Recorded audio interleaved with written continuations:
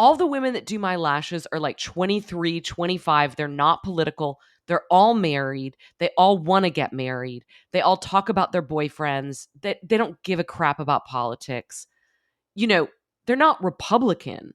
They're just not, they haven't been radicalized by this strain of whatever you want to call it, go girl feminism, liberal feminism. It's something in I which I was very much a part of for a while. And so, Well, yeah, I mean, you were living in New York City and you were writing for or editing a publication that was read by people in New York City and on the coasts. I put a tweet up today after I read a Free Press article that we might touch on, and also this article, even though it was in British Vogue, they're talking to people in New York City and in Brooklyn, influencers, content providers, the Free Press. Every woman they quote is from Brooklyn, and I was like, could we maybe just have a short moratorium on quotes from women from Brooklyn? Because they're the same quotes man, every time. It's the same opinion, at sometimes more strident, sometimes more weepy, sometimes more sure, but it's the same. It's like, if I were the editor of these pieces, I'd be like, listen, you got to go talk to somebody else. I don't want to hear about a content provider from Times Square anymore. Even though I live on Times Square, I I don't know. want to hear, I don't want to hear it.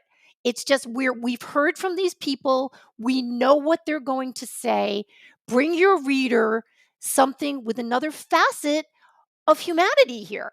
Because, and maybe you're going to reify it. Maybe you're going to go to Indiana and you're going to go to Austin and you're going to hear exactly what the people in Brooklyn are telling you, but maybe not. And maybe that's more valuable to talking about the human condition and whether we should be having children than just the content provider in Times Square who tells you you shouldn't have a boyfriend. Meanwhile, she does. Right.